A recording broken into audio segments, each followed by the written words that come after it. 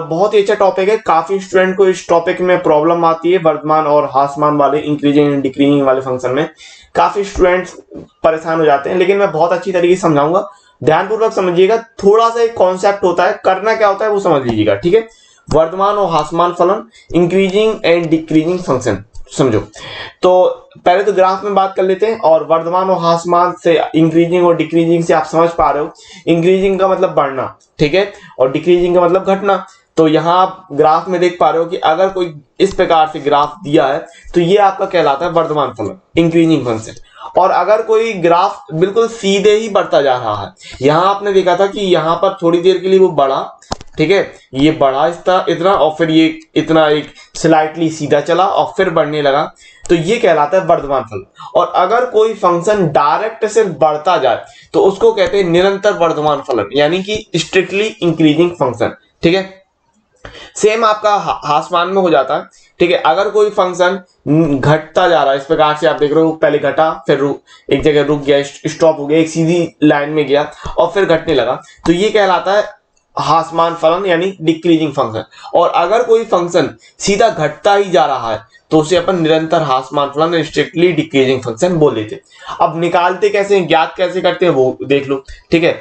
तो अगर इस प्रकार से कि f(x) एक वास्तविक फलन है जो बंद अंतराल ab पर सतत है तथा खुले अंतराल ab पर अवकलनीय है, ठीक है। अगर कुछ इस प्रकार से दे रहा है फलन, f(x) कह रहा है फलन, और आपको ज्ञात क्या करना है ये समझो कि प्रत्येक x बिलोंग्स टू ab के लिए, x बिलोंग्स टू ab के लिए f(x) greater than equal to 0 है तो f(x) अंतराल ab पर वर्तमान है। इसका मतलब क्या कि f(x) greater than equal to 0, मतलब f(x) का मान अगर 0 आ रहा है या 0 से बड़ा पॉजिटिव धनात्मक संख्या आ रही है तो उसे अपन वर्तमान कह देंगे।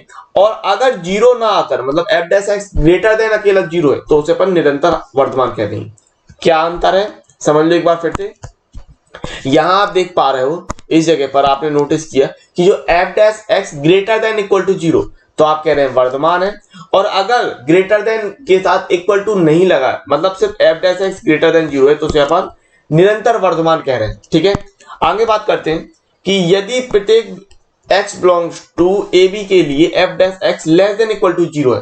अब अगर लेस देन इक्वल टू 0 कह रहा है तो अपन कह देंगे ह्रासमान, ठीक है तो f(x) अंतराल ab पर ह्रासमान है।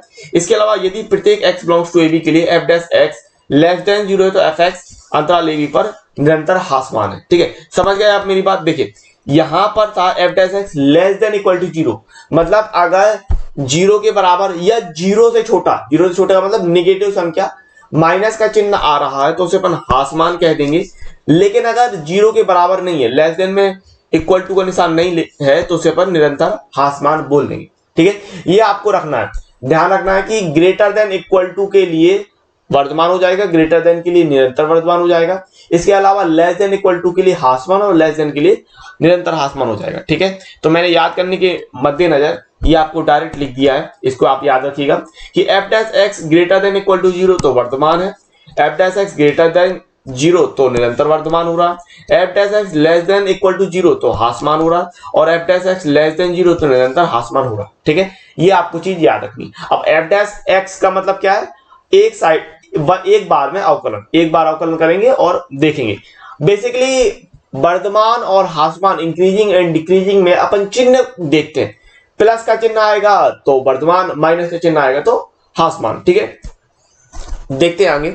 और अगला क्वेश्चन दिया इस प्रकार से कि किस अंतराल में y equal to x² e⁻x वर्तमान होगा, ठीक है। तो ध्यानपूर्वक देखिएगा, आगे इस तरीके के सवाल आपको करने किस प्रकार से होना है। f(x) माना f(x) बराबर x² e⁻x, एक बार अवकलन कर देंगे तो x के सापेक्ष अवकलन करेंगे तो d/dx f(x), और यहां पर आपको फर्स्ट सेकंड रूल लगाना है, d/dx x² e⁻x। तो यहां से हो जाएगा f(x), फर्स्ट सेकंड लगाएंगे तो x² d/dx e⁻x plus e⁻x d/dx x², ठीक है। तो क्या मिल जाएगा x² और e⁻x का तो हो जाएगा e⁻x, और माइनस x का फिर से करेंगे तो d/dx -x प्लस e⁻x और x² का कितना हो जाएगा 2x, ठीक है। तो ये हो रहा है एक्स स्क्वायर ई की पावर माइनस एक्स का कर देंगे -1 प्लस ई की पावर -x और 2x। अच्छा कॉमन क्या निकल रहा है, पहली बात तो x और इनटू में ई की पावर -x कॉमन निकल आएगा। पहले से बचेगा -x, दूसरे बचेगा 1, दूसरे से बचेगा 2, ठीक है। तो यहां से बच जाएगा 2 ले लेंगे, तो ये बच गया 2।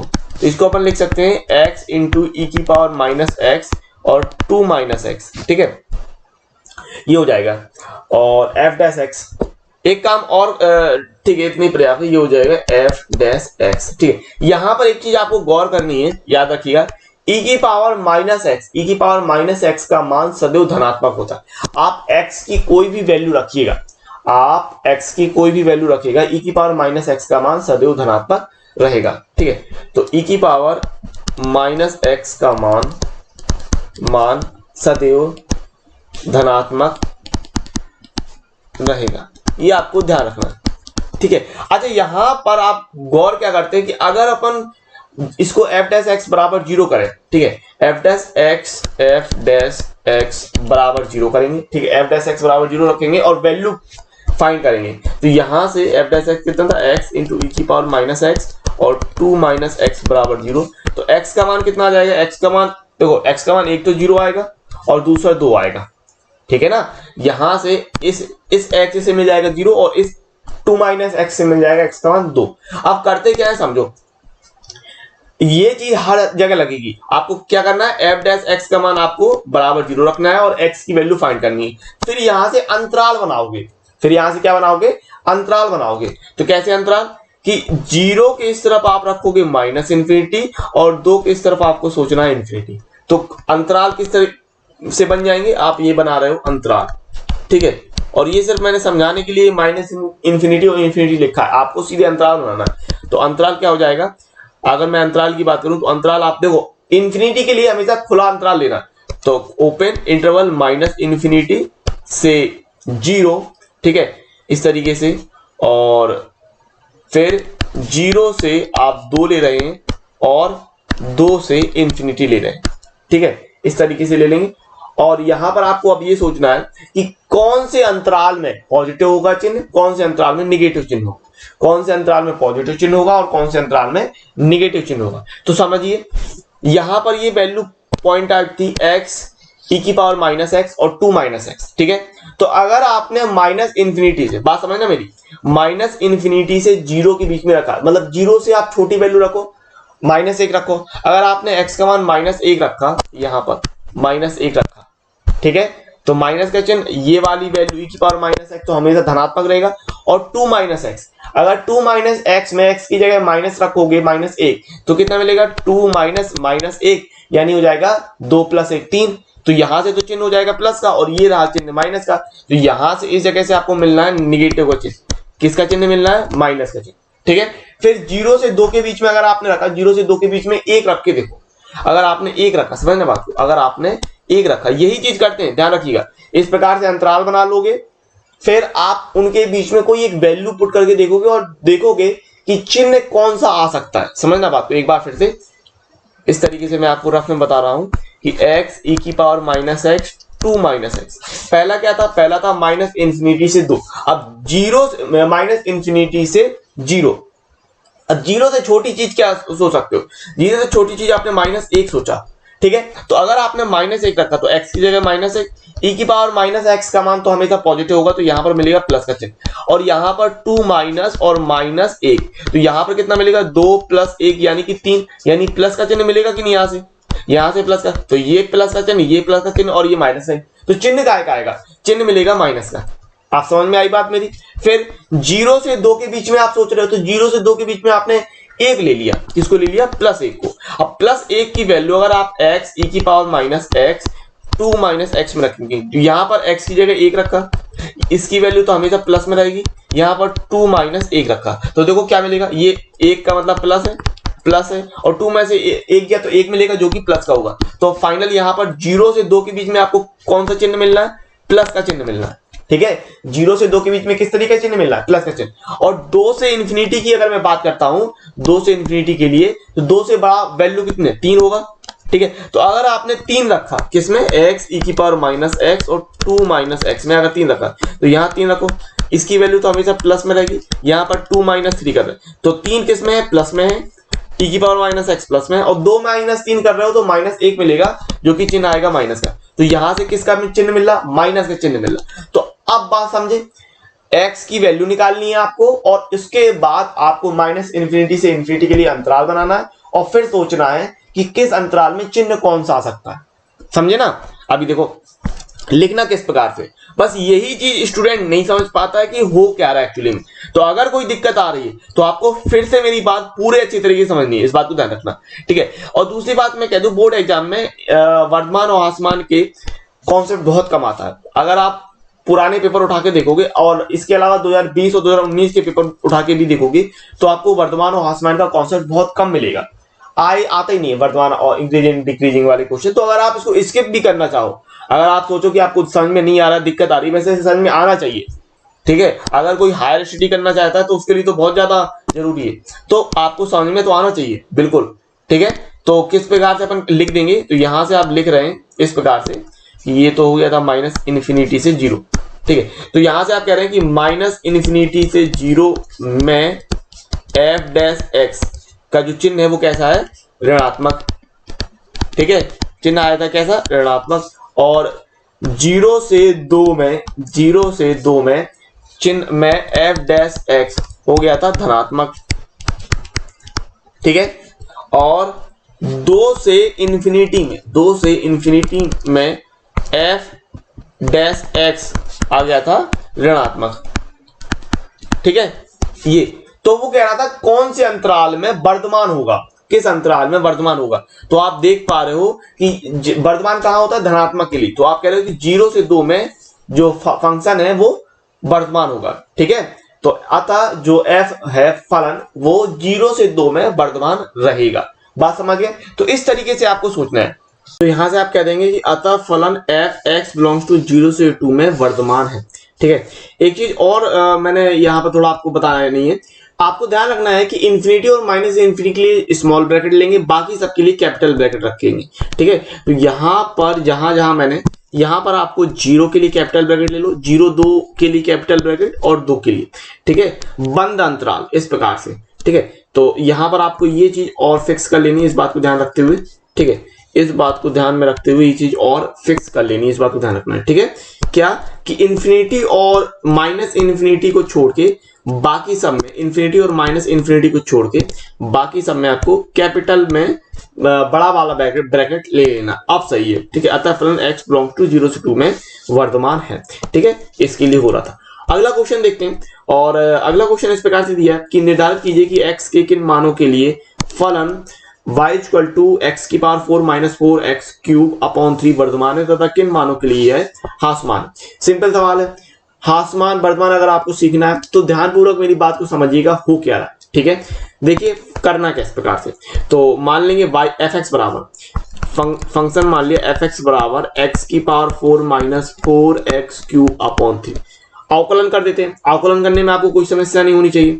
तो f' बराबर अवकलन डायरेक्ट करते हैं, x की पावर 4 का कितना होगा 4x की पावर 3 माइनस 4/3 को बाहर निकालते हैं और x की पावर 3 का हो जाएगा 3x², इतना ही होगा बिल्कुल। फिर क्या करना है 4x की पावर क्यूब माइनस 3 से 3 कट जाएगा और यहां ले रहे हैं अपन 4x², ठीक है। तो यहां पर वर्धमान और ह्रासमान ज्ञात करने के लिए आप क्या निकालेंगे f'(x), पहले यहां से कॉमन निकाल लो, ठीक है। यहां से आप कॉमन देख पा रहे हो तो ये f'(x) बराबर 4x² कॉमन आ गया, x - 1 आ गया। तो यहां से आप कह रहे हैं वर्धमान और ह्रासमान के लिए f'(x) बराबर 0। तो यहां से क्या कह दिया 4x² x - 1 बराबर 0। देन x की वैल्यू फाइंड किया अपन ने, x की वैल्यू कितनी आ गई, 1 आ गया मान 0 और 1 वैल्यू आएगी 1, ठीक है ना। 4x² भाई x² के लिए मिलेगा 0 और x - 1 के लिए मिलेगा 1। समझते हो आप इतनी बात को मेरी, ठीक है। तो x 0 और 1। अब मैंने आपसे क्या कहा कि 0 की इस तरफ पहले ले लेंगे -∞ और 1 की इस तरफ ले लेंगे +∞। तो अंतराल आप क्या बना दोगे अगर मैं बात करूं अंतराल की, और ये आपको अपने फेयर कॉपी में नहीं लिखना है, नहीं, आप जब क्वेश्चन में सिर्फ समझाने के लिए कह रहा हूं, ठीक है। तो आप डायरेक्ट अंतराल लेंगे इस प्रकार से। अंतराल कितने हो जाएंगे, अंतराल ये आएगा -∞ के लिए याद रखना ये स्मॉल ब्रैकेट और 0 के लिए कैपिटल, फिर इस प्रकार से 0 1 और 1 और इंफिनिटी। ठीक है, इस प्रकार से अंतराल ले लोगे। बात समझ में आई? तो इस तरीके से चीजें करनी। अब आप ये देखोगे कि तीनों अंतराल में किस में एफ डैश एक्स का मान प्लस में आएगा, किस में माइनस में आएगा। सिंपल, फिर से समझाता हूं करना किस प्रकार से। आपको जो एफ डैश एक्स मिला था, एफ डैश एक्स मिल गया था 4x² x - 1। अब पहले अंतराल की बात कर लेते हैं। ठीक है, 4x² पहला अंतराल ये दिया, तो 4x² x - 1। माइनस इंफिनिटी से जीरो के लिए अगर आप सोच रहे हो तो जीरो से छोटी वैल्यू क्या सोच सकते हो? जीरो से छोटी वैल्यू आप -1 सोच सकते हो। अब अगर आपने x के स्थान पे -1 रखा तो क्या मिलेगा आपको? देखो 4 - 1² -1 तो यहां पर देखो 4 है और -1 का स्क्वायर हो जाएगा प्लस का 1 और -1 और -1 होगा माइनस का 2। तो चिन्ह किस प्रकार से मिलेंगे? एक चिन्ह तो है प्लस का और एक चिन्ह है माइनस का। ठीक है ना, चिन्ह माइनस का, तो प्लस माइनस का गुणा होगा तो चिन्ह काय का आएगा? माइनस का चिन्ह आएगा। तो यहां पर पहले अंतराल में किस तरीके का चिन्ह आ रहा? पहले अंतराल में माइनस के चिन्ह आपको मिल रहा। पहले अंतराल में किस प्रकार का चिन्ह मिला? माइनस का। इसी तरह चिन्ह देखना आपको, माइनस का मतलब ह्रासमान हो जाएगा और प्लस का मतलब आपका वर्धमान हो जाएगा। और 0 से 1 के लिए आप सोच लीजिए 1/2 सोच लेते हैं। अगर आपने वैल्यू 1/2 रखी, कितनी वैल्यू? 1/2 रखा, तो ये आपको दिया था 4x² x - 1, तो ये आएगा 4 1/2 का स्क्वायर और 1/2 -1, तो कितना मिलेगा? 4 × 1/4 हो रहा है यहाँ पर, और ये हो रहा है माइनस का 1/2। 1/2 में से -1 जाएगा तो माइनस का 1/2, यानी चिन्ह किसका? ये पहला चिन्ह प्लस का हो गया, दूसरा चिन्ह माइनस का हो गया, तो ओवरऑल चिन्ह का आएगा माइनस का चिन्ह आएगा। तो यहां से भी आपको पहले चिन्ह मिला माइनस का, फिर भी अब अगली बार भी चिन्ह किसका मिल रहा? माइनस का ही चिन्ह मिल रहा। ठीक है, तो इनका यूनियन कर देंगे। आप किस प्रकार से करेंगे समझते हैं। तो अगली बार यहां पर दूसरे अंतराल के लिए भी चिन्ह किस तरीके का मिला? यहां पर मिला चिन्ह माइनस का। अब 1 से इंफिनिटी की बात कर लो, तो यहां पर आप 2 रख के देख लो। ठीक है, तो कितना था? 4x² x - 1, x की जगह 2 रख के देखते हैं, 4 2 का स्क्वायर और 2 - 1, तो यहां देखो 4 4 और 1 मिलेगा। तो चिन्ह आप देख पा रहे हो सब प्लस प्लस में। तो फाइनल में यहां पर 1 से इंफिनिटी के लिए आप किस तरीके का चिन्ह मिला? प्लस का चिन्ह मिला। ठीक है, प्लस का चिन्ह। तो आपने ये देखा कि जो पहला अंतराल है -इंफिनिटी से 0 के लिए, उसके लिए चिन्ह माइनस, यानी -इंफिनिटी से 0 के लिए ह्रासमान। 0 से 1 में चिन्ह माइनस, यानी 0 से 1 के लिए ह्रासमान हो जाएगा, और 1 से इंफिनिटी के लिए प्लस आ रहा है, नहीं 1 से इंफिनिटी के लिए वर्धमान होगा। तो यहां पर आप क्या कह रहे हो कि f डैश x, जो f डैश x है वो x बिलोंग्स टू -इंफिनिटी से 0 यूनियन, क्योंकि दोनों के लिए -इंफिनिटी से 0 और 0 से 1 के लिए निगेटिव हो रहा, तो यूनियन कर देंगे। और 0 से 1 में ऋणात्मक है। ठीक है, तो इसीलिए फलन fx x belongs to -infinity से 0 और यूनियन 0 से 1 में ह्रासमान है। ठीक है, ह्रासमान है। ये तो बात हो गई ह्रासमान की। अब बात कर लेते हैं वर्तमान की। तो वर्तमान कितने हो रहा है? 1 से इंफिनिटी में। तो यहां पर आप क्या लिख देंगे कि चूंकि f dash x belongs to 1 से इंफिनिटी, किसमें? 1 से इंफिनिटी में। ठीक है, x बिलोंग्स टू 1 से इंफिनिटी में धनात्मक है। ठीक है, धनात्मक है, इसलिए फलन fx x बिलोंग्स टू 1 से इंफिनिटी में वर्धमान है। ठीक है, वो यही पूछ रहा था किस में ह्रासमान है, किस में वर्धमान है। तो आपने दिखा दिया, ये हो गया ह्रासमान और यहां पर आपने दिखा दिया वर्धमान। ठीक है, समझ गए होंगे आप इस तरीके से सवालों को लगाना है, वर्धमान ह्रासमान वाले। कोई भी दिक्कत होती है तो आपको फिर से मेरी बात को समझना है, सुनना है अच्छी तरीके से, मैं क्या बोल रहा हूं, क्या कह रहा हूं, और फिर से रिपीट करके इस सवाल को अच्छी तरीके से लगा लेना है। ठीक है, अगला सवाल देखते हैं। ये कह रहा है आपको यदि -1 से 1 से असंयुक्त एक अंतराल आई है। अब -1 से 1 असंयुक्त कह रहा, मतलब इसको छोड़ के कहेगा।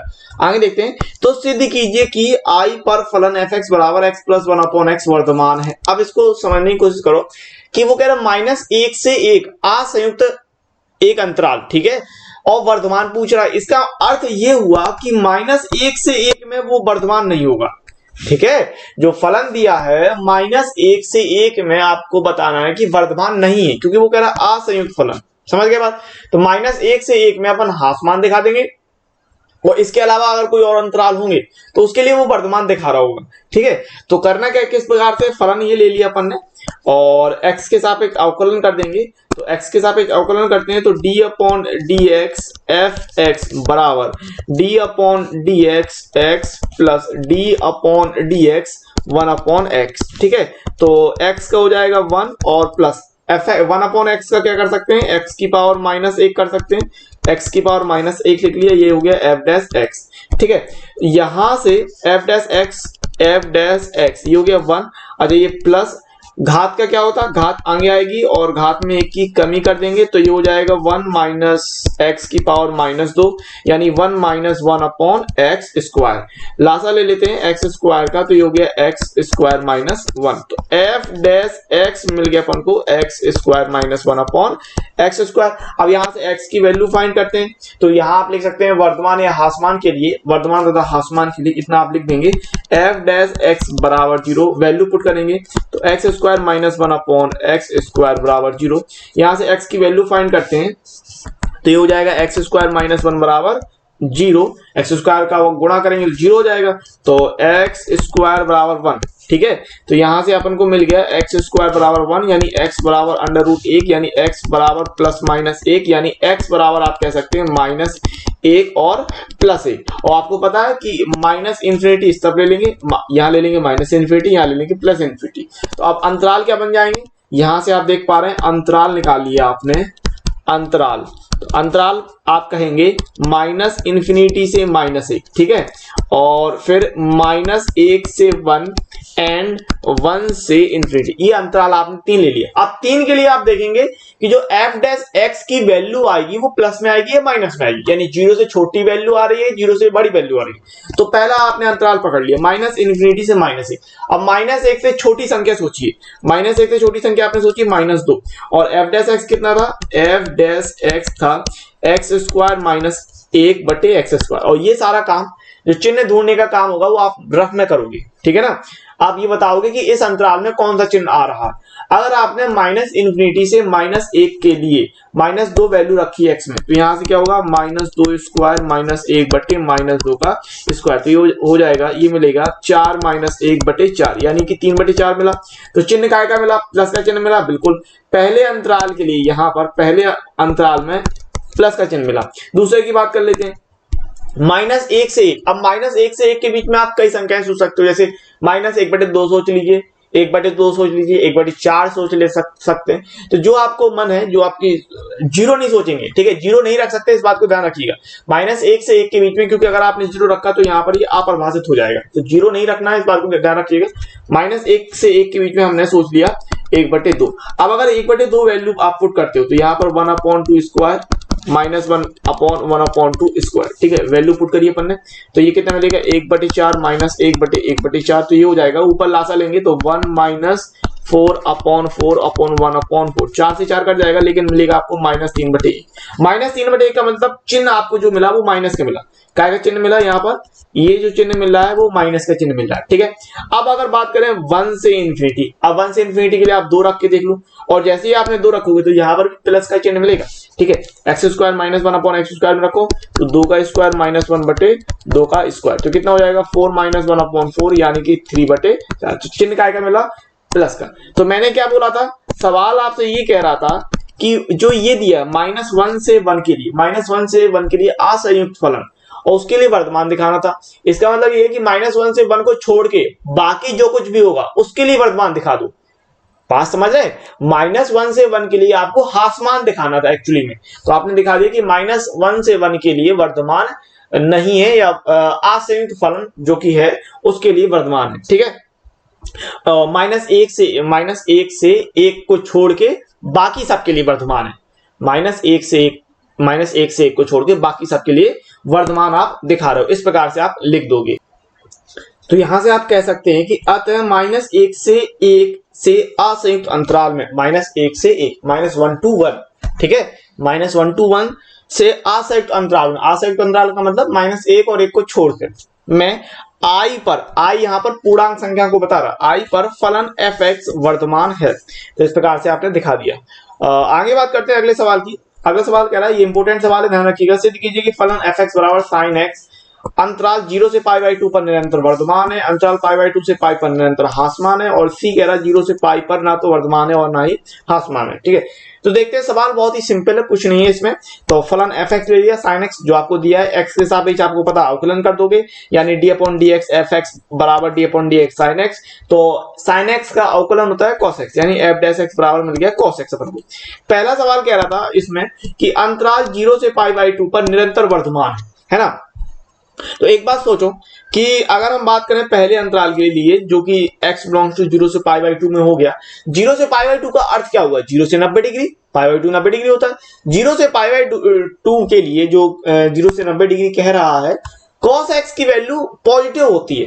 भाई 0 से 90 में अगर हम कोई भी आपका त्रिकोणमितीय अनुपात sin cos tan cos sec cosec की बात करें किसी के भी, तो सबकी वैल्यू पॉजिटिव आती है। अब जब सबकी वैल्यू पॉजिटिव आती है तो प्लस के लिए क्या होता है, वर्धमान होता है। तो यहां पर क्या कह रहे हो कि अंतराल x बिलोंग्स टू 0 से π/2 में मैं cos x greater than 0, cos x की वैल्यू 0 से बड़ी होती है, प्लस पॉजिटिव होती है। तो यहां से आप कह रहे हो कि इसलिए f' ग्रेटर देन 0। तो यहां से कह दिया कि अतः बस कुछ नहीं, इतना ही कहना भाई। f' आपको पता है जो f' है वो cos x है, और cos x का मान 0 से बड़ा यानी पॉजिटिव होता है। तो आपने कह दिया कि अतः x बिलोंग्स टू 0 से π/2 में फलन वर्तमान है, बस सिंपली वर्तमान है।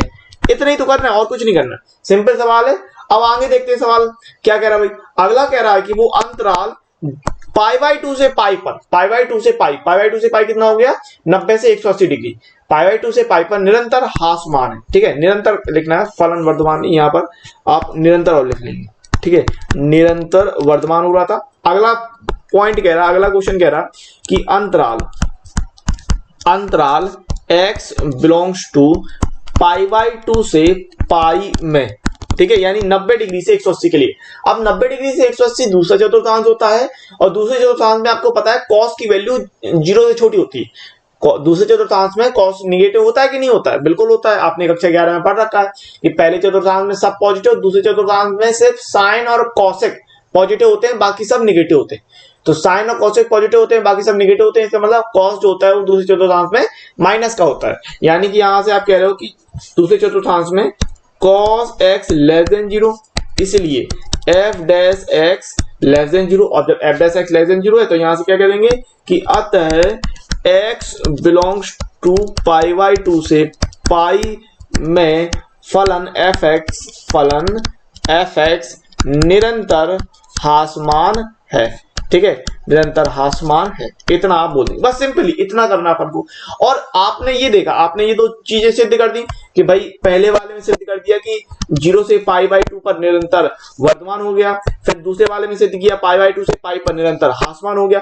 तो बस आपको ये चीज लिख देनी है कि दोनों को मिला के, भाई 0 से π/2 हुआ और π/2 से π, तो 0 से π/2 एंड π/2 से π अगर दोनों को मिला दें तो कितना हो जाएगा, 0 से π हो जाएगा, अंतराल 0 से π। और 0 से π के लिए फिर ना तो वो वर्धमान कहलाएगा और ना ही हासमान कहलाएगा, क्योंकि पहले चतुर्थांश में वर्धमान हो रहा था, दूसरे चतुर्थांश में हासमान हो रहा था। तो आप क्या कह देंगे कि अगर दोनों को मिलाया तो उस स्थिति में आप कह देते हो कि ना तो वर्धमान है और ना ही हासमान है। इतना आपको लिखना है। ठीक है, तो जैसा मैंने आपसे कहा कि आपको मात्र ये लिख देना है कि a और b के आधार पर फलन fx x बिलोंग्स टू 0 से π पर ना तो वर्धमान है और ना ही हासमान है। ठीक है, इतना आपको लिख देना बस मात्र। और एक बात को और याद रखना है कि सवाल, ये वाला जो सवाल है वो इस तरीके से पूछा जा सकता है कि मान लो मतलब ये वो सिर्फ इतना दे दे कि सिद्ध कीजिए कि फलन fx बराबर sin x अंतराल 0 से π पर ना तो वर्धमान है और ना ही हासमान है। वो सवाल इतना भी दे सकता है, मात्र इतना कह देगा कि इतना दे देगा पोर्शन, और सी वाला डायरेक्ट पूछ लेगा, वो ए और बी नहीं देगा। उस स्थिति में आपको क्या करना है कि ए और बी, पहला चतुर्थांश 0 से π के लिए कितना, 0 से π के लिए पहला और दूसरा दो चतुर्थांश हो जाएंगे। उस स्थिति में पहला चतुर्थांश 0 से π/2 और दूसरा π/2 से π के लिए आप अपने मन से लोगे। दो अंतराल ये जो आपके दिए हैं पहला और दूसरा, ये दोनों अंतराल आपको स्वयं लेने पड़ेंगे और फिर आपको प्रॉपर इस तरीके से दिखाना पड़ेगा। सवाल इतना भी पूछ सकता है, बात समझ में आई? मतलब वो कह देगा कि एफ एक्स बराबर साइन है और कह देगा कि 0 से π/2 पर सिद्ध करो ना तो वर्तमान है ना ह्रासमान है। तब उसके लिए आपको ये पूरा लगाना पड़ेगा जो अभी तक लगाया है, लेकिन आपको ये दो चीजें नहीं दी रही होंगी तो आपको अपने मन से लेके करना पड़ेगा। समझ गए बात? अब आगे देखते हैं, अगला सवाल देख लेते हैं। अगला सवाल क्या कह रहा है कि इस प्रकार से दिया कि सिद्ध कीजिए कि -1 से 1 में f(x) बराबर x² माइनस x प्लस 1 से प्रदत्त फलन ना तो वर्तमान है और ना ही ह्रासमान है। ठीक है, -1 से 1 में कह रहा है, फलन दे रहा है तो फलन ले लिया f(x) बराबर x² minus x plus 1, x के सापेक्ष अवकलन कर देंगे जो कि आपको पता है सीधे सीधे सबसे पहले तो d/dx f(x) बराबर d/dx x² minus x plus 1। तो यहां से अपन को क्या मिल जाएगा, ये तो हो जाएगा f(x) बराबर यहां हो रहा है d/dx x²। आप डायरेक्ट भी कर सकते हैं, कोई दिक्कत नहीं, ठीक है, डायरेक्ट कर दीजिए तो भी कोई समस्या नहीं है। यहां से कितना मिल जाएगा 2x माइनस x का हो जाएगा 1 और 1 का हो जाएगा 0। तो f(x) कितना मिल गया, f(x) आ गया 2x माइनस 1। अब आप लिख देंगे वर्तमान और ह्रासमान के लिए, ठीक है, वर्तमान और ह्रासमान के लिए यहां से f(x) ले लेंगे 0 के बराबर, यहां से x की वैल्यू निकालेंगे 2x माइनस 1 बराबर 0। तो x की वैल्यू कितनी आ जाएगी, -1 उस तरफ जाएगा तो प्लस का 1, x आ गया 1/2, 2 का भाग हो जाएगा।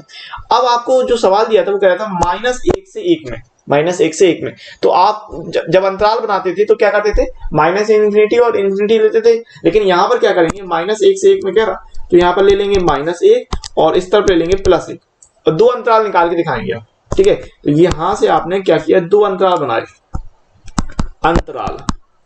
अब ये दो अंतराल कौन से होगा, एक तो हो गया -1 से 1/2 के लिए, ठीक है, और दूसरा ले लेंगे 1/2 से 1/2 से +1 के लिए। ठीक है, ये दो अंतराल आप ले लेंगे। और सवाल मैं आपको कह रहा था कि -1 से 1 में ना तो वर्तमान है और ना ही ह्रासमान है। ठीक है, तो इन दोनों में से किसी में एक में आएगा वर्तमान और किसी एक में आएगा ह्रासमान, तो दोनों इकट्ठे के लिए ना तो वर्तमान हो जाएगा ना ह्रासमान हो जाएगा। बस इस तरीके से आपको दिखाना। चलिए देख लेते हैं। तो यहां पर आपने ले लिया, ये हो गया इस तरीके से। अब चिन्ह देखते हैं भाई, चिन्ह क्या आएगा। -1 से 1/2 के बीच में आप क्या सोच सकते हो, 0 सोच लो, 0 सोच लेंगे, कोई दिक्कत नहीं।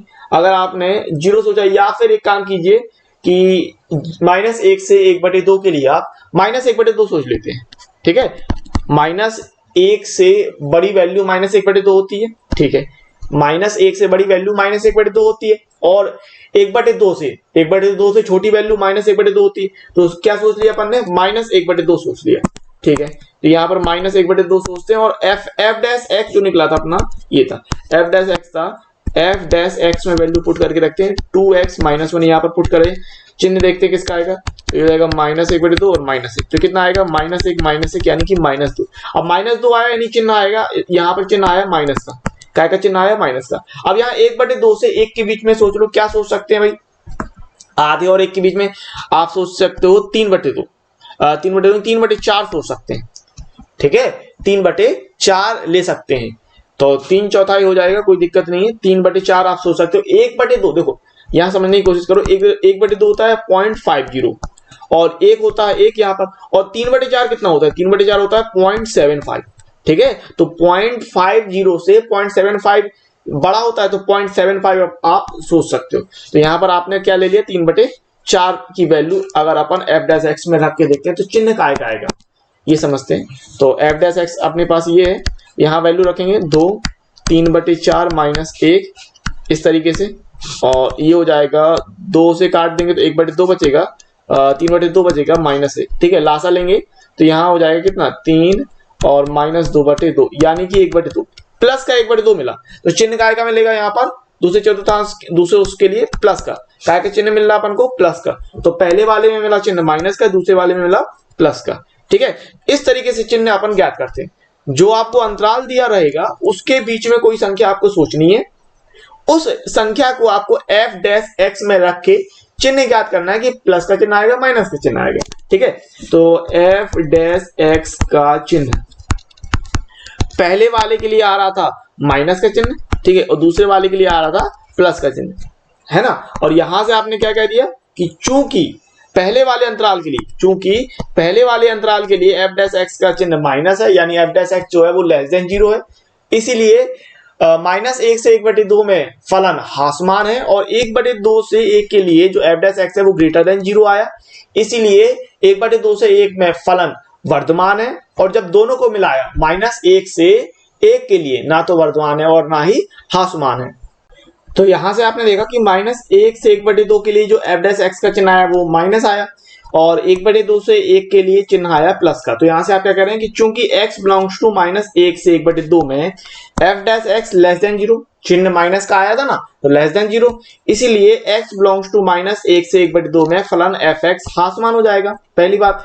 फिर आपने ये देखा था कि 1/2 से 1 के लिए चिन्ह आया था प्लस का, तो यहां से आप कह रहे हैं कि चूंकि x बिलोंग्स टू 1/2 से 1 में f dash x greater than 0, इसलिए x बिलोंग्स टू 1/2 से 1 में फलन fx वर्धमान है, ये हो गया। तो यहां से आपने क्या कहा कि चूंकि x बिलोंग्स टू, अब दोनों को जोड़ देंगे क्योंकि -1 से 1 के लिए कह रहा था, तो चूंकि x बिलोंग्स टू -1 से 1 में f डैश x का एक ही चिन्ह प्राप्त नहीं होता है, एक जैसा चिन्ह प्राप्त नहीं हुआ था, -1 से 1/2 के लिए माइनस का मिला और 1/2 से 1 के लिए प्लस का मिला।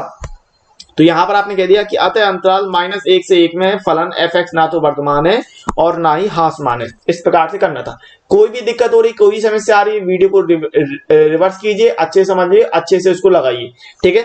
नेक्स्ट सवाल देखते हैं। ये आपको कह रहा है कि सिद्ध कीजिए कि फलन fx बराबर tan inverse sin x plus cos x अंतराल 0 से π/4 पर निरंतर वर्तमान है। 2019 में पूछा गया सवाल है, ठीक है। तो फलन ले लिया आपने fx बराबर tan inverse sin x plus cos x, और x के सापेक्ष अवकलन कर देते हैं, d/dx ले लिया, और tan इनवर्स का आपको फॉर्मूला याद होना चाहिए 1/1 प्लस एक्स स्क्वायर, ठीक है, 1/1 प्लस एक्स स्क्वायर। तो यहां से क्या मिल जाएगा, f डैश x बराबर 1/1 प्लस एक्स स्क्वायर, का मतलब x की जगह है sin x plus cos x, तो sin x plus cos x ले लिया, और sin x plus cos x का फिर से अवकलन कर देंगे, तो sin x plus cos x। तो यहां से ये हो जाएगा, होल स्क्वायर खोल देंगे नीचे, 1 प्लस ये हो जाएगा sin square x plus cos square x plus 2 sin x into cos x, और यहाँ पर d/dx sin x plus d/dx cos x। तो 1/1 plus sine square x plus cos square x 1 हो जाएगा, और ये 2 sine x into cos x, और sine x का होता है cos x plus cos x का होता है माइनस साइन एक्स, ठीक है। अच्छा, यहां से क्या कर सकते हैं, 1/1 प्लस 1 हो गया 2 plus 2 sine x into cos x, और यहां ऊपर आपको मिल जाएगा cos x minus sine x, ऊपर कितना आ गया, कॉस एक्स माइनस का साइन एक्स, ठीक है, ये इंटू में था, ओके। और ये है एफ डैश एक्स की वैल्यू अपन को मिल गई। अब आपको ये सोचना है कि दोनों के लिए F cos x minus sine x अंतराल कितना था भाई, अंतराल देख लो 0 से π/4, 0 से π/4 का मतलब है 0 से 45 डिग्री के बीच में कह रहा, समझना बात को। तो 0 से 45 डिग्री के लिए कह रहा, तो अब आपको ये सोचना है कि पहला जो दिया ऊपर cos x minus sine x, तो उसके लिए क्या होता है। तो पहली बात तो ये जो दिया है अंतराल 0 से π/4 के लिए, वो स्मॉल ब्रैकेट में दिया, छोटे कोष्टक में दिया, स्मॉल ब्रैकेट में, इसका मतलब 0 नहीं लेना है और π/4 नहीं लेना है ना, यानी 0 45 डिग्री का इस्तेमाल नहीं करना। तो 0 और 45 के बीच में आपकी कौन सी वैल्यू हो गई, 30 डिग्री। पहली बात तो ये समझिए कि 30 डिग्री की बात कर रहा हूं, ठीक है। तो आपको दिया कितना है, 0 से 45 डिग्री के बीच में कह रहा, जहां पर ना तो आपको 0 इस्तेमाल करना है ना 45, तो इन दोनों के बीच में आपने एंगल ले लिया 30 डिग्री का। अब अगर आप 30 डिग्री का एंगल सोचें, तो पहले वाले के लिए सोच लो cos 30 माइनस का sin 30, cos 30 माइनस का sin 30, तो चिन्ह किसका मिलेगा, तो cos 30 होता है √3/2 और sin 30 होता है 1/2। तो यहां से जो चिन्ह मिलेगा वो प्लस का चिन्ह मिलेगा कि नहीं मिलेगा, प्लस का चिन्ह मिलेगा, बिल्कुल मिलेगा, क्योंकि √3 का मान होता है 1.732/2 माइनस 1/2। तो यहां से आप कह रहे हैं 2 और 1.732 माइनस 1, तो मिलेगा 0.732/2। तो चिन्ह का आएगा, प्लस का चिन्ह आया कि नहीं आया, बिल्कुल आया। तो ऊपर वाले के लिए अगर आपने 30 डिग्री रखा तो चिन्ह प्लस का आया, नीचे वाले के लिए अगर देख लो तो 2 plus 2 sine x into cos x दिया, ठीक है, 2 plus 2 sine x into cos x दिया। तो इसका मतलब क्या है, सिंपली आपको यहां माइनस तो दिख ही नहीं रहा, 2 plus 2 sine x into cos x दिया। तो यहां अगर मैं बात करूं तो यहां आप कहीं पर निगेटिव चिन्ह तो देख ही नहीं पा रहे। अगर आप इस पूरे की जगह पर 2 + 2 sin x into cos x में अगर आप 30 डिग्री रखते भी हैं, 30 डिग्री, तो चिन्ह आपको कैसा मिलेगा? सोचिए आप, चिन्ह आपको प्लस का ही मिलेगा। तो ऊपर वाला चिन्ह भी प्लस का हो रहा, नीचे वाला चिन्ह भी प्लस का हो रहा।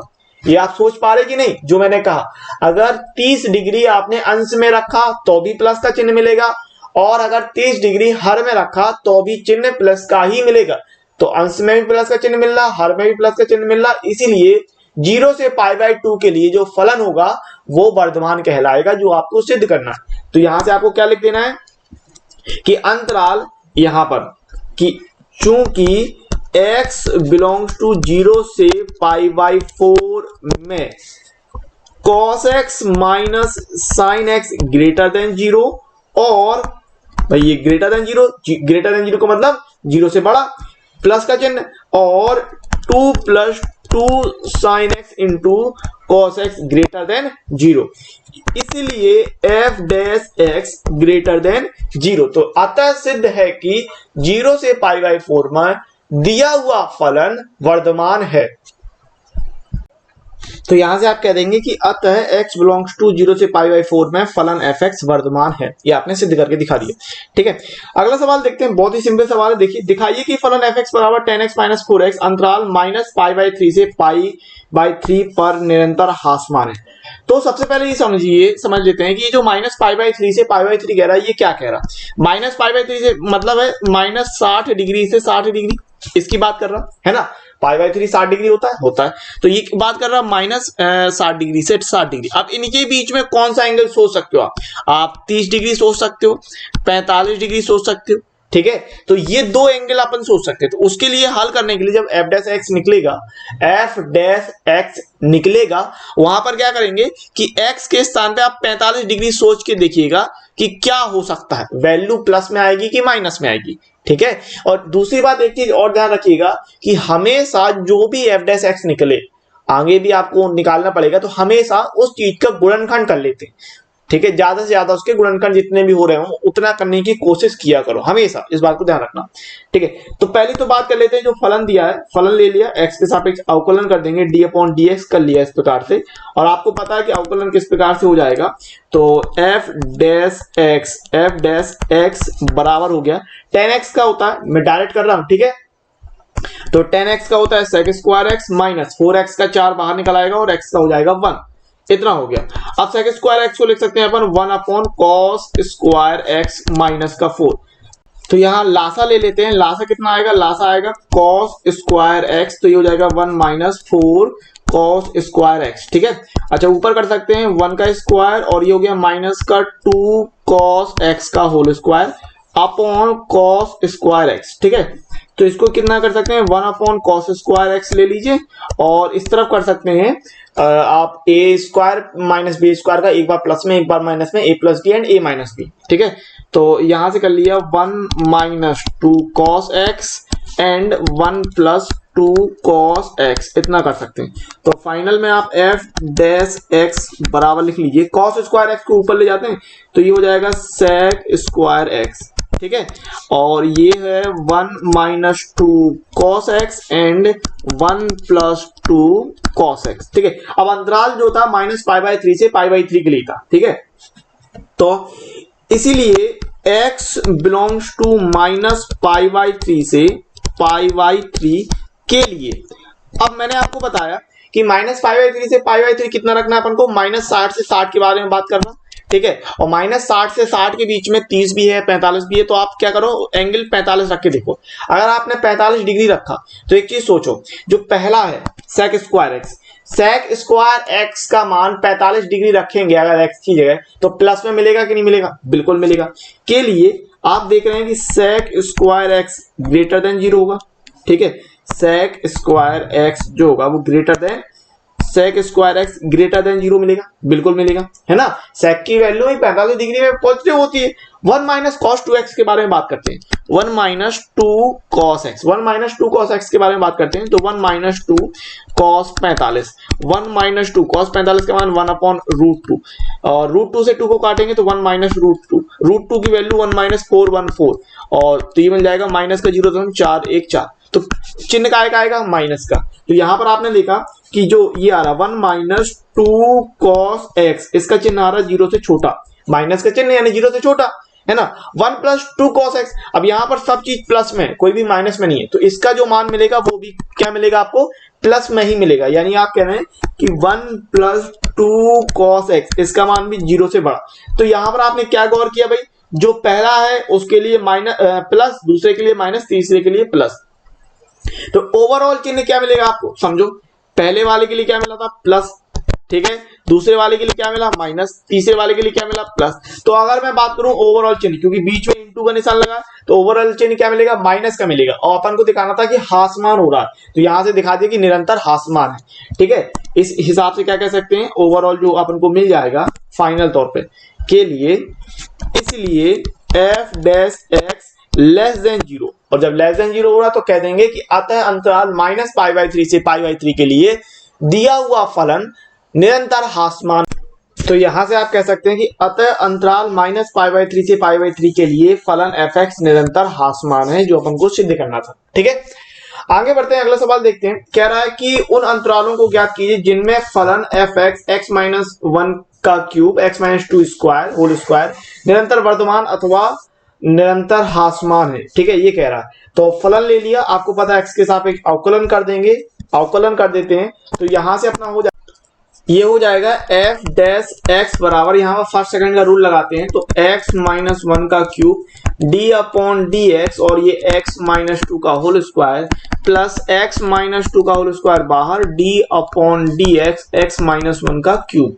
तो यहां से मिल रहा है x-1 का क्यूब इंटू x-1 का होल स्क्वायर में क्या करेंगे, x स्क्वायर का 2x होता है, तो ये हो जाएगा 2 और x-2, और x-2 का फिर से अवकलन करेंगे d/dx x-2 प्लस x-2 का होल स्क्वायर इंटू x-1 का क्यूब का हो जाएगा 3x स्क्वायर, यानी 3x-1 का whole square into d/dx x-1, है ना। तो अब यहां से कितना होगा, 2 को आगे ले लो, 2x-1 का होल क्यूब इंटू x-2, और x-2 का अवकलन कर रहे हैं तो ये मिलेगा 1 - 0 प्लस x-2 का होल स्क्वायर इंटू 3x-1 का होल स्क्वायर, x-1 का कर रहा है तो 1 - 0 आएगा। अच्छा, कॉमन कितना निकल रहा है, एक तो x-1 का होल स्क्वायर, x-1 का होल स्क्वायर कॉमन आ जाएगा, और एक x-2 आ जाएगा कॉमन, है ना, पूरे से। तो अंदर बच जाएगा 2x-1 और प्लस 3x-2, इतना बच जाएगा, और ये हो जाएगा x-1 का होल स्क्वायर x-2, और यहां से कितना आ जाएगा, ये 2 का गुणा करेंगे तो 2x और -2 प्लस 3x और -6, तो ये हो रहा है x-1 का होल स्क्वायर x-2, और यहां से निकल के आएगा, ये हो जाएगा 5x - 8। अब यहां से x की वैल्यू निकाल के अंतराल बना लेते हैं सबसे पहले। तो f डैश x बराबर अगर आपने 0 किया तो यहां से x-1 का स्क्वायर x-2 एंड 5x - 8 बराबर 0। तो यहां से x की वैल्यू कितनी मिल जाएगी, मिलेगा 1, 2 और 8/5 ये मिल जाएगी, ठीक है। और इसको अपन को 8/5 जो होता है वो 2 से छोटा होता है, तो ऐसे लिख सकते हैं 1 8/5 एंड 2, और आपको पता है -इन्फिनिटी और इस तरफ इन्फिनिटी, लेफ्ट साइड में -इन्फिनिटी और राइट साइड में इन्फिनिटी लेके अंतराल बना देंगे। तो यहां से आपने 4 अंतराल दिखा देंगे, अंतराल, ठीक है। अंतराल कितने बन जाएंगे, ये अंतराल यहां से आप दिखा रहे हो -इन्फिनिटी से 1, ठीक है, कितना -इन्फिनिटी से 1, एक तो ये, दूसरा 1 से 8/5, फिर 8/5 से 2 के लिए एक बना दोगे, और 2 से इन्फिनिटी के लिए, 2 से इन्फिनिटी के लिए अंतराल आप दिखा देंगे इस तरीके से। अब ये 4 अंतराल में आप f डैश x की जो वैल्यू निकली थी, ये कितना था, ये था f डैश x, ठीक है। तो ये जो f डैश x आपने ज्ञात किया, इसके लिए आप चिन्ह देखेंगे कि कौन सा चिन्ह आएगा। तो पहला क्या कह रहा, -इन्फिनिटी से 1, पहला है -इन्फिनिटी से 1 के लिए, तो 1 से छोटा मान सोच लो। अब 1 से छोटा मान आपने 0 सोचा, ठीक है, 1 से छोटा मान क्या सोचा, 0। तो वैल्यू पुट करके देखें, f डैश x कितना था, चिन्ह ज्ञात करते हैं, f डैश x था x-1 स्क्वायर, ये था, ठीक है, x-1 square x-2 and 5x minus 8 ये था। अगर आपने x का मान 0 रखा, x का मान 0 रखा तो कितना मिलेगा, माइनस 1 का स्क्वायर मिलेगा, यहाँ पर रखने पर माइनस 2 मिलेगा, यहाँ पर रखने पर माइनस 8 मिलेगा, तो ये मिलेगा 1 और यहाँ पर मिलना है माइनस 2 माइनस 8, तो ये चिन्ह काय का हो जाएगा, माइनस माइनस का गुणा होगा तो प्लस हो जाएगा, प्लस 16 आ रहा, प्लस 16 का मतलब पहले वाले के लिए चिन्ह जो आ गया यहाँ के लिए, पहले वाले के लिए चिन्ह आ गया प्लस का, ठीक है, यहाँ पर पहले वाले के लिए चिन्ह आ गया प्लस का, यहाँ पर आप देख सकते हैं एफ डैश एक्स का चिन्ह, ठीक है, तो पहले वाले के लिए आ गया चिन्ह प्लस का। अब 1 से 8/5, अब जरा ये सोचो, यहाँ पर ये 8/5 का मतलब कितना हुआ, ये हो गया 1.6 है ना, 1 दशमलव कितना हो गया, 8 का भाग दोगे तो 1.6 आएगा। अब 1 और 1.6 के बीच में आप 1.5 सोच सकते हो, ठीक है भाई, एक है अंतराल कितना, 1 और 1.6 है, अब इसके बीच में आप क्या सोच सकते हो, 1.5 सोच सकते हो, 1.5 का मतलब कितना है 3/2, तो x का मान 3/2 रख के देखते हैं, ये जो अंतराल दिया है दूसरा वाला, इसके लिए चिन्ह क्या मिलता है, तो अगर आपने 3/2 रखा तो x की जगह यहाँ पर x की जगह 3/2 रखना है, तो 3/2 माइनस 1 का स्क्वायर, फिर 3/2 माइनस 2 एंड 3/2 गुणे 5 माइनस 8 इतना है, तो 3/2 में से 1 जाएगा तो बच जाएगा 1/2 का स्क्वायर, ठीक है, यहां से जाएगा तो बचेगा माइनस का 1/2, 3/2 में से लासा लोगे तो 4 में से 3 जाएगा तो -3 में से -4 जाएगा तो -1/2, और ये हो जाएगा 15/2 माइनस 8, तो यहाँ पर कितना बच जाएगा, यहाँ पर भी बचेगा माइनस का 1/2, तो ये आएगा 1/4 माइनस का 1/2 और ये आएगा माइनस का 1/2, तो माइनस माइनस यहाँ पर प्लस मिल जाएगा, यानी दूसरे वाले के लिए चिन्ह मिल रहा है हमको प्लस का, दूसरे वाले के लिए किस तरीके का चिन्ह मिला, दूसरे वाले के लिए भी चिन्ह मिल गया प्लस का। अब तीसरे वाले की बात करो तो यहाँ पर 8/5 का मतलब था 1.6 और ये था 2, ठीक है, तो इनके बीच में आप क्या सोच सकते हो, 1.6 से 1.75 सोच सकते हैं, 1.75, अब 1.75 का मतलब हुआ 1 दशमलव हटाओगे तो बटे 100, 25 सत्ते और 25 चौको 7/4 सोच सकते हैं, ठीक है, यहाँ पर ये आपकी जो वैल्यू है वो इसके लिए 8/5 से 2 के बीच में आपने 7/4 सोच लिया, ठीक है, 7/4 है इसको अपन रखते हैं वैल्यू को और देखते हैं चिन्ह किसका मिलेगा, तो 7/4 माइनस 1 का स्क्वायर और ये हो रहा 7/4 माइनस 2 और 5 गुणे 7/4 माइनस का 8, ठीक है, तो 7/4 कितना बचेगा, 3/4 बचेगा, 3/4 का होल स्क्वायर, यहाँ पर हो जाएगा माइनस का 1/4 मिलेगा, यहाँ पर 7×35/4 माइनस 8, तो 7 चौको 32 और 3/4 मिल जाएगा, तो ये कितना हो रहा है, ये तो हो रहा है 9/16 पहला वाला, फिर आगे हो रहा माइनस का 1/4 और यहाँ पर मिल रहा है 8 चौको 32 3/4, तो चिन्ह का आ रहा, ओवरऑल चिन्ह माइनस का आ रहा, तो तीसरे वाले के लिए जो तीसरा आपका अंतराल था, तीसरे अंतराल के लिए आपने चिन्ह निकाला माइनस का, ठीक है, तो यहाँ पर तीसरे वाले के लिए चिन्ह का आ रहा माइनस का। अब आते हैं चौथा, 2 से इन्फिनिटी, तो 2 से इन्फिनिटी के लिए सिंपली आप 3 रख के देख लो, सिंपल है ना, 2 से बड़ा रखना है तो 2 से बड़े के लिए क्या 3 रख के देखते हैं, तो 3 रख के अगर आपने सोचा तो कितना हो जाएगा 3 माइनस 1 का स्क्वायर देन 3 माइनस 2 5 गुणे 3 माइनस 8, तो कितना मिलेगा 2 का स्क्वायर, फिर 1 मिलेगा, ये 15 माइनस 8 मिलेगा, तो सिंपल प्लस आएगा, ये 4 हो रहा है गुणे 1 हो रहा है गुणे 7 हो रहा है, ठीक है, 8 7 15 तो 7, तो ओवरऑल यहाँ से चिन्ह किसका मिला, प्लस का चिन्ह मिला। तो चौथे वाले के लिए किसका चिन्ह मिला, चौथे वाले के लिए अगर मैं बात करूं तो चौथे वाले पर भी प्लस का चिन्ह मिला, तो 3 जगह प्लस का चिन्ह मिला, तो जहां जहां प्लस का चिन्ह मिलेगा उस वहां पर अंतराल को यूनियन में करके वर्धमान दिखा दोगे, ठीक है, वहां पर यूनियन में करके सारे अंतरालों को वर्धमान दिखा दे रहे हो, और बाकी एक जगह माइनस का मिल रहा है चिन्ह तो उस जगह पर हासमान दिखा दी गई, तो चौथे वाले के लिए चिन्ह मिला था प्लस का। तो यहां पर क्या कह रहे हैं, इसीलिए कि x बिलोंग्स टू -∞ से 1 एंड यूनियन और 1 से 8/5 दूसरे के लिए, और चौथे के लिए 2 से इन्फिनिटी, ठीक है, इसमें मैं f dash x greater than 0 चूंकि, ठीक है, तो यहां से कह रहे हैं इसलिए कि फलन fx अंतराल -∞ से 1 और यूनियन 1 से 8/5 एंड यूनियन 2 से इन्फिनिटी में वर्धमान है, यहां पर आपने दिखा दिया इंक्रीजिंग हो रहा है जो फंक्शन वर्तमान है, ठीक है, फंक्शन इस अंतराल में इंक्रीजिंग हो रहा, और एकमात्र 8/5 से 2 के लिए डिक्रीजिंग हो रहा था। तो यहां से आपने दिखाया कि चूंकि फलन x बिलोंग्स टू कहां से 8/5 से 2 के लिए 8/5 से 2 में f dash x less then 0 इसीलिए फलन fx अंतराल 8/5 से 2 में हासमान है, ठीक है, हासमान है। इस तरीके से आपको दिखाना था। सवाल आपसे पूछ रहा था कि कहां पर वो जो वर्तमान हो रहा है और कहां पर हासमान हो रहा था, तो इतना आपको दिखाना था, ठीक है। निरंतर वर्तमान और निरंतर हासमान पूछ रहा था, तो ये आपने दिखा दिया। अच्छा, निरंतर वर्तमान निरंतर हासमान कह रहा था ना, तो बड़े ब्रैकेट की जगह स्मॉल ब्रैकेट इस्तेमाल करना, थोड़ी सी मिस्टेक हो गई, ध्यान रखिएगा। निरंतर वर्तमान और निरंतर हासमान के लिए यहां पर आप क्या करेंगे कि स्मॉल ब्रैकेट का इस्तेमाल करेंगे आप, ठीक है। यहां पर सबके लिए यहां पर स्मॉल ब्रैकेट आप लगाएंगे, बस और कुछ नहीं। निरंतर वर्तमान निरंतर हासमान के लिए स्मॉल ब्रैकेट ले लोगे और कुछ नहीं, ठीक है। इतनी सी बात थी बस। तो ये आपका निरंतर वर्तमान है ना, यहाँ पर निरंतर वर्तमान स्मॉल ब्रैकेट में बात कर लेंगे, क्योंकि निरंतर हासमान निरंतर वर्तमान कह रहा था ना, यहाँ पर भी आप स्मॉल ब्रैकेट कह देंगे। और निरंतर हासमान है, strictly increasing and strictly decreasing.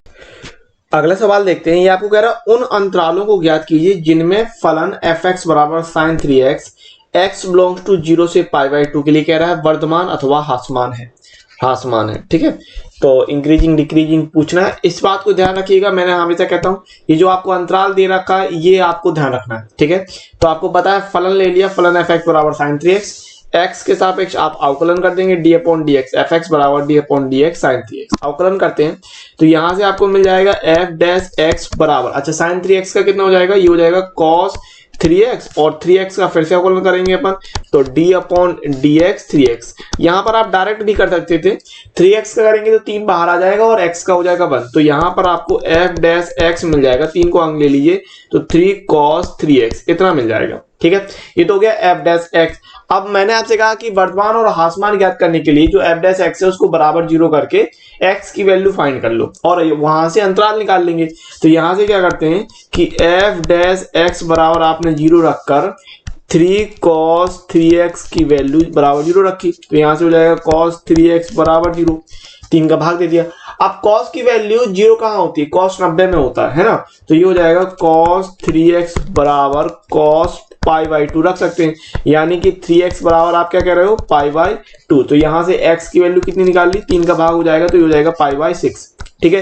अब आपको x का मान π/6 मिल गया और अंतराल कितना दे रहा था, वो अंतराल आपको कह रहा था x बराबर 0 से π/2 के लिए। तो यहां से आप अंतराल देख लेंगे, एक इस लेफ्ट साइड में ले लोगे 0 और राइट साइड में ले लोगे π/2, ठीक है। तो यहां से अंतराल बना दिए, एक अंतराल तो बन जाएगा 0 और π/6 का, ठीक है, और एक अंतराल बन जाएगा π/6 से π/2 का। तो ये 2 अंतराल आप बना लोगे, समझ गए ना, इस तरीके से अंतराल बनाने हैं। हर बार मैंने यही चीज बताई है आपको। तो अंतराल ले लेते हैं, अंतराल बना लिए, अंतराल। अब अंतराल कितने बने, एक तो बना 0 से π/6 के लिए बना, ठीक है, और एक बन गया π/6 से π/2 के लिए। और 0 π/2 क्यों रखा था अपन ने, क्योंकि आपको दे रखा था, ठीक है। अब यहां पर देखोगे कि पहले अंतराल में चिन्ह किसका आएगा, प्लस का कि माइनस का, तो यहां पर देख लेते हैं f डैश x का चिन्ह, ठीक है। अब 0 से π/6 का मतलब है 0 से आप वैल्यू सोच रहे हो 0 से 30 के बीच में, 0 से 30 डिग्री के बीच में वैल्यू सोच रहे हो। तो अगर आपने 30 डिग्री की वैल्यू सोची, समझना बात को, अगर आपने 30 डिग्री की वैल्यू सोची तो f डैश x कितना है, 30 डिग्री सोच के देखो, तो f डैश x है, f डैश x की वैल्यू आई थी 3 cos 3x, ठीक है, 3 cos 3x। तो यहां पर अगर आपने यहां पर पहले वाले के लिए 30 डिग्री रखा तो ये जाएगा 3 और cos 3 और ये हो जाएगा cos 3x। 30 डिग्री की बात कर रहा था ना, तो अगर आप सोचोगे तो ये हो जाएगा x का मान 30 डिग्री रखो तो ये हो जाएगा 90, ठीक है, cos 90, ठीक है। अच्छा cos 90 का मान 0 होता है तो टोटल वैल्यू 0 हो रही। अब ये याद रखो 0 ना प्लस में आता है ना माइनस में आता है, ठीक है। अब दूसरी बात ये है कि यहां पर ये π/6 ही देखो, ये π/6 ही 30 डिग्री है।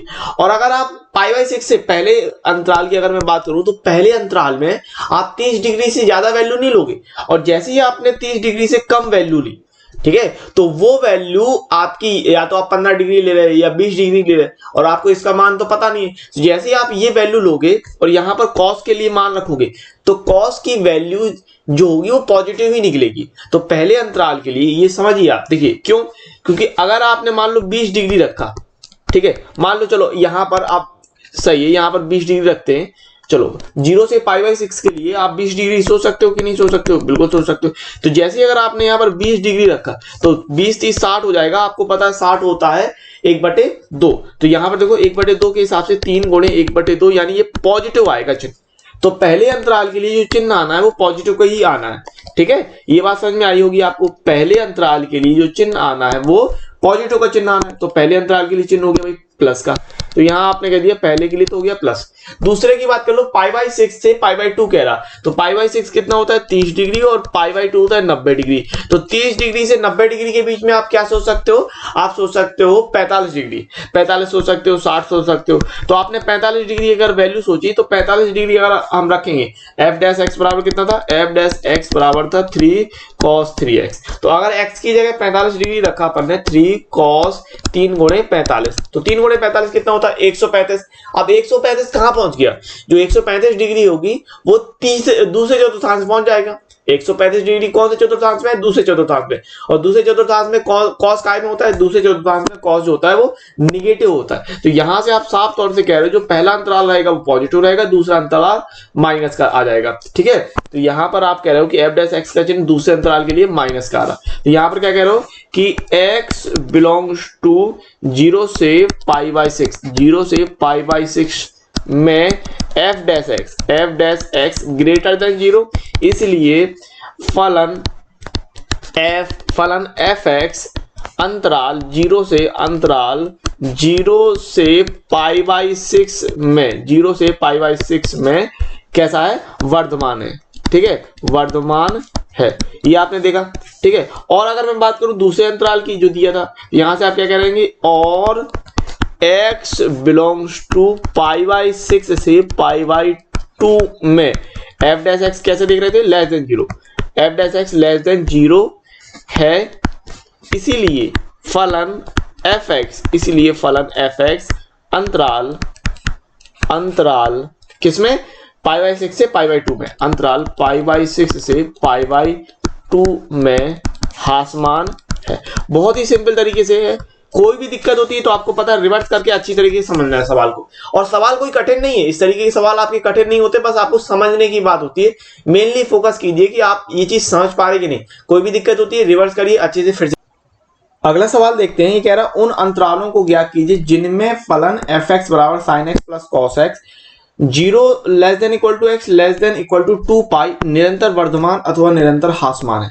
तो यहां गौर करने वाली बात है, ये जो आपको 0 less than equal to x less than equal to 2π दे रहा, इस हिसाब से अंतराल क्या कहलाएगा, ये कहलाएगा x बिलोंग्स टू 0 से 2π। अब ये याद रखना यहां पर 0 से 2π की बात कर रहा है, यानी चारों चतुर्थांश की बात कर रहा है। 0 से 2π यानी 0 से 360 डिग्री की बात कर रहा है। और ऊपर वाले सवाल में आप ध्यान दीजिए, ऊपर वाले जो सवाल ये था इसमें आपको कह रहा था वो 0 से π/2 यानी सिर्फ एक ही चतुर्थांश, फर्स्ट चतुर्थांश की बात कर रहा था 0 से 90 डिग्री की।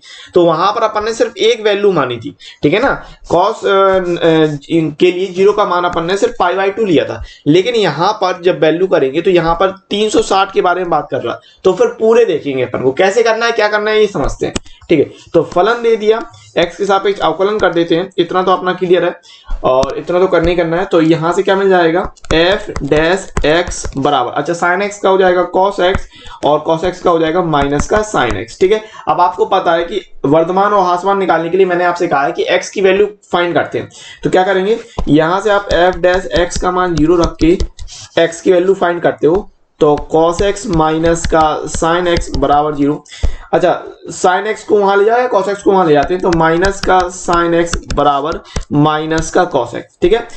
अच्छा cos x का पक्षांतर कर लो, cos x के साथ आप 1 का गुणा मान सकते हो, तो माइनस का sin x अपॉन में माइनस का cos x बराबर 1 रख सकते हो इस तरीके से, है ना। तो यहां से आपको क्या मिल जाएगा, tan x बराबर 1, और tan की वैल्यू 1 कहाँ होती है, 45 डिग्री में होती है। लेकिन याद ये रखो, मैंने शुरुआत में आपको बताया कि जो आपको एंगल लेना है वो 0 से 2 पाई यानी 0 से 360 के बीच में लेना है। अब tan का मान प्लस 1 कहाँ कहाँ होता है, तो tan का मान प्लस में पहले चतुर्थांश में और तीसरे चतुर्थांश में होता है, और पहले चतुर्थांश में tan की वैल्यू 1 होती है 45 डिग्री के लिए, और तीसरे चतुर्थांश में होती है 225 डिग्री के लिए, ठीक है। तो यहां से आप कह रहे हैं कि भाई जो tan x होगा वो होगा tan 45 डिग्री और इसके अलावा tan 225 डिग्री, ये दो वैल्यू आएंगी, ठीक है। तो यहां से आप कह रहे हैं कि tan x का मान, tan 45 का मान 5 पाई बाई 4 और tan 225 होता है 5 पाई बाई 4। तो यहां से x की वैल्यू आपने निकाल ली, x की वैल्यू कितनी निकाली, pi by 4 and 5 pi by 4। अब मैंने आपसे कहा कि अंतराल बनाओगे, अंतराल किस हिसाब से बनाओगे, 0 से 2 पाई के लिए बनाओगे। तो लेफ्ट साइड में 0 ले लो, इस तरफ आप 0 ले लोगे और इस तरफ 2 पाई ले लोगे। तो अंतराल आपने बनाए, तो यहां से आप अंतराल के लिए क्या कह दोगे कि भाई अंतराल कितना निकल के आया, अंतराल हो जाएंगे ये, एक तो हो जाएगा 0 से पाई बाई 4 के लिए, ठीक है, एक ले लिए 0 से पाई बाई 4 के लिए, और एक आ जाएगा पाई बाई 4 से 5 पाई बाई 4 के लिए, ठीक है, और एक ले सकते हैं अपन 5 पाई बाई 4 से 5 पाई बाई 4 से 2 पाई के लिए, ठीक है। अब f डैश x का आपको चिन्ह देखना है कि f डैश x का जो चिन्ह आएगा वो किस हिसाब से आएगा, तो f डैश x का चिन्ह, ठीक है। तो अब किस अंतराल में जो चिन्ह आ रहा है प्लस माइनस का किस हिसाब से आ रहा है, तो 0 से पाई बाई 4 की बात कर लेते हैं पहले वाले के लिए। तो 0 से पाई बाई 4 यानी 0 से 45 डिग्री, इन दोनों के बीच में एंगल अपन 30 डिग्री सोच सकते हैं, ठीक है। तो पहले वाले के लिए अपन ने 30 डिग्री सोचा, और f डैश x कितना था, f डैश x था cos x minus sin x, ठीक है। f डैश x निकाला आपने cos x minus sin x, ठीक है। तो रखते हैं, तो f डैश x का चिन्ह की बात कर रहे हैं, f डैश x हो गया cos x माइनस का sin x। अब 30 डिग्री सोचिए, तो 30 डिग्री कितना होगा, cos 30 माइनस का sin 30, cos 30 का मान होता है √3/2 और sin 30 का मान होता है 1/2। तो यहां से cos 30 का मान 1.732 और माइनस 1 लासा आएगा 2 का, तो यहां पर आपको जो मिलेगा वो पॉजिटिव में ही मिलेगा, 0.732/2। तो ये क्या है, आपका पॉजिटिव चिन्ह आ रहा। तो यहां आप कह सकते हो कि पहले वाले के लिए, जो पहला वाला है उसके लिए तो चिन्ह आएगा प्लस का, ठीक है, पहले वाले के लिए हो गया चिन्ह प्लस का। अब बात कर लो दूसरे वाले के लिए, तो 5 पाई बाई 4 से पाई बाई 4 से 5 पाई बाई 4 यानी ये है 45 डिग्री और ये 225 डिग्री। अब इसके बीच में आप सोचो कौन सी वैल्यू आप सोच सकते हो, चाहो तो 135 सोच ले या फिर 45 से ऊपर 60 सोच सकते हैं, बिल्कुल सोच सकते हैं, है ना भाई। 45 है और 225 के बीच में कह रहा, तो 45 से जस्ट बड़ी 60 होती है, 60 की वैल्यू आपको याद होती है ना, तो 60 सोच सकते हैं। तो 60 की वैल्यू अगर अपन ने रखी cos 60 माइनस का sin 60, ठीक है। तो cos 60 का मान होता है 1/2 और sin 60 का मान होता है √3/2। तो यहां से जो निकलेगा वो माइनस में निकलेगा, क्यों, लासा आएगा 2 का, यहां बचेगा 1 माइनस √3 का मान 1.732। अब 1 से घटाओगे तो आएगा माइनस का, जो कुछ भी आएगा, चूंकि एक आपकी छोटी संख्या है तो जो कुछ भी आएगा वो माइनस में आएगा। तो दूसरे वाले के लिए चिन्ह आना है माइनस का, ठीक है। तो यहां पर जो चिन्ह आ गया वो हो गया माइनस का, यहां पर दूसरे वाले के लिए चिन्ह ले लिया अपन ने माइनस का। अब तीसरे वाले की बात कर लेते हैं, तो 5 पाई बाई 4 यानी 225। अब 225 और 2 पाई होता है 360, तो इसके लिए सोचो, तो अगर आप चाहो तो इसके लिए 300 सोच लियो, ठीक है। इन दोनों के बीच में अपन ने 300 डिग्री सोच लिया। तो अगर हम चिन्ह ज्ञात करते हैं तो cos 300 माइनस sin 300। अब इसको अपन कैसे लिख सकते हैं, इसको लिख सकते हैं cos 360 minus 60 minus sin 360 minus 60, ऐसे लिख सकते हैं भाई। 300 को 360 माइनस 60 लिख सकते हैं। आपको पता है 360 वाला सिस्टम क्या होता है, 360 में 360 को हटा देते हैं, तो ये हो जाएगा cos minus 60 minus sin minus 60, ठीक है।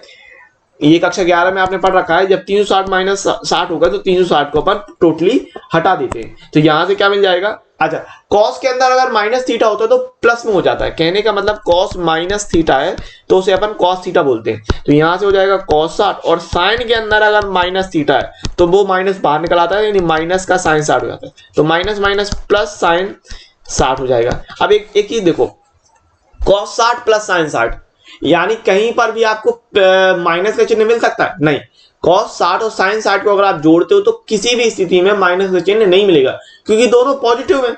जब दोनों पॉजिटिव हैं तो तीसरे वाले अंतराल के लिए चिन्ह किस तरीके से मिलेगा, तीसरे वाले अंतराल के लिए जो आपको चिन्ह मिलेगा वो प्लस का मिल जाएगा। तो इस तरीके से सोचना है आपको। चिन्ह आपने सोच लिए तो आपको पता प्लस के लिए वर्धमान हो जाएगा और माइनस के लिए ह्रासमान हो जाएगा, सिंपली। तो आप वर्धमान कहां कहां दिखा रहे हो, ये 0 से π/4 और 5π/4 से 2π के लिए वर्धमान हो रहा है। इसके अलावा π/4 से 5π/4 ये दूसरा अंतराल है, उसके लिए ह्रासमान हो रहा था। तो सिंपली आप वही लिख दोगे कि यहां पर f' का मान ग्रेटर देन 0 है तो इसके लिए वर्धमान है, और यहां पर आपका लेस देन f' की वैल्यू लेस देन 0 हो रही, निगेटिव हो रही, तो वहां पर ह्रासमान हो गया। तो जैसा आपने देखा कि अंतराल आपने बना लिए और f' का चिन्ह निकाल लिए। तो सवाल आपको, आई होप इसमें कोई दिक्कत नहीं आ रही होगी वर्तमान ह्रासमान में, कि किस प्रकार से आपको अप्रोच रखना है सवालों को समझने की, लगाने की, ठीक है। और बाद में आपको ये लिख देना है कि चूंकि x बिलोंग्स टू 0 से π/4 यूनियन 5π/4 से 2π में f' ग्रेटर देन 0, अर्थात f' धनात्मक है, इसलिए फलन f(x) अंतराल 0 से π/4 यूनियन 5π/4 से 2π में वर्तमान हो रहा था। इसके अलावा और x बिलोंग्स टू π/4 से 5π/4, π/4 से 5π/4 में f' लेस देन 0, अर्थात f' ऋणात्मक है, अतः फलन f(x) अंतराल π/4 से 5π/4 में ह्रासमान है।